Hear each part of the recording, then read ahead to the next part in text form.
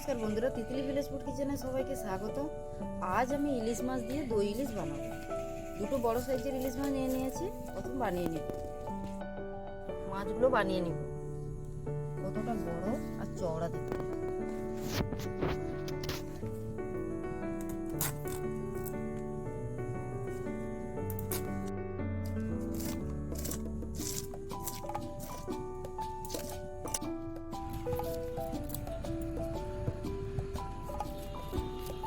মাছগুলো সব পিস করে নিব।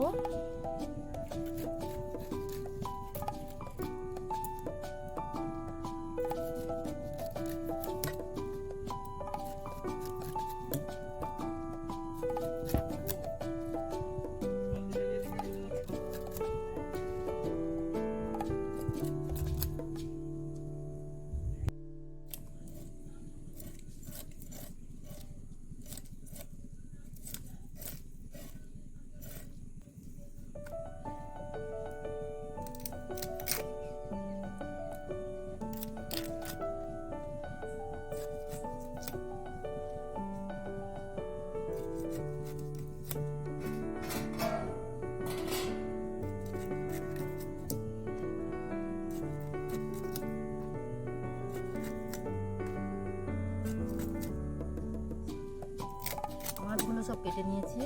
মাছগুলো ধুয়ে নিই।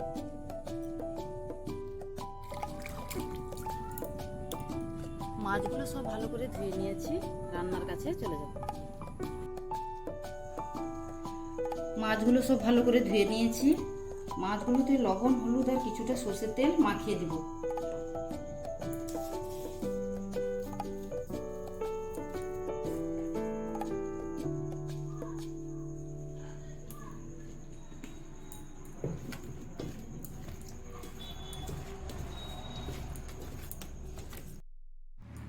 মাছগুলো ভালো করে সব কিছু মাখিয়ে নিয়েছি। আমি এখানে একটা ব্যাটারের মতন তৈরি করে নিব। গামলা নিয়েছি। এখানে সর্ষে আর সাদা সর্ষে আর কালো সর্ষে একসঙ্গে বেটে নিয়েছি, দিয়ে দিব। হাফ বাটি দই ফেটিয়ে নিয়েছি, দিয়ে দিব।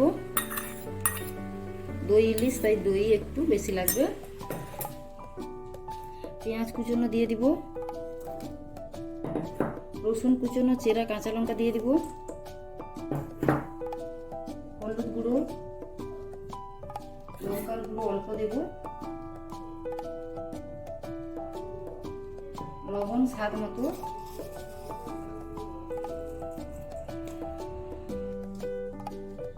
আমি এখানে আলু দেব, এইভাবে স্লাইস করে কাটা। আলু আপনারা না দিলেও দিতে পারেন।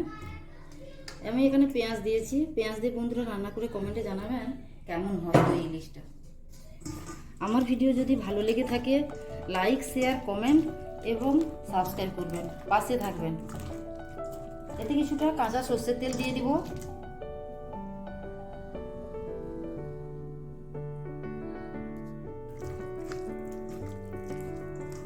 সব কিছু মাখিয়ে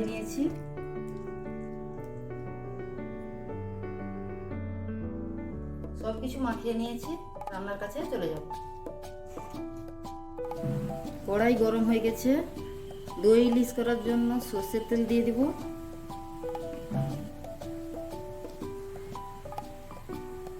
ফোড়নে কালো জিরে দিয়ে দিব।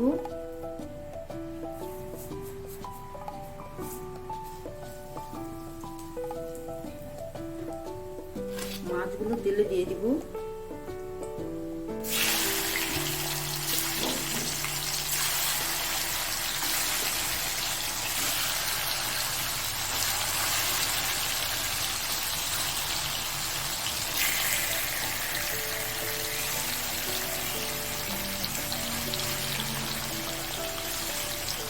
আজ আমি অন্যরকম পদ্ধতিতে এই দই ইলিশটা করছি।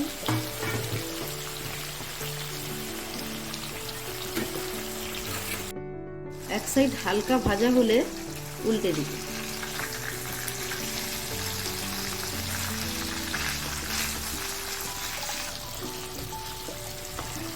মাখানো ব্যাটারটা উপর থেকে দিয়ে দিব। গামলাটা ধুয়ে অল্প করে জল দিয়ে দিব।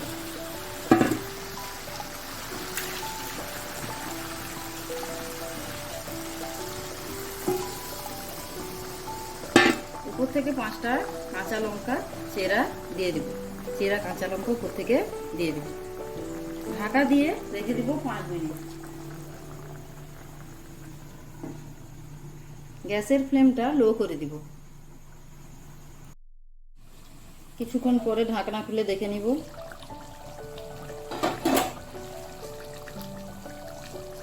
এইভাবে হালকা করে নাড়িয়ে নিব, আবার কিছুক্ষণ রান্নাটা করে নেব।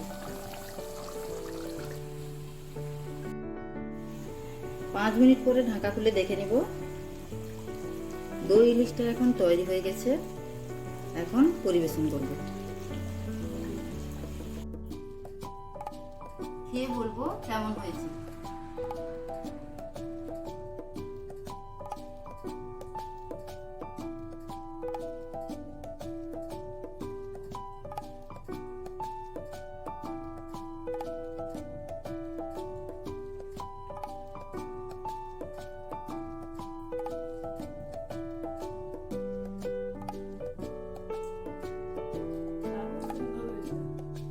অসাধারণ খেতে লাগছে। বন্ধুরা রান্না করে খেয়ে আমার কমেন্টে জানাবেন কেমন হয়েছে।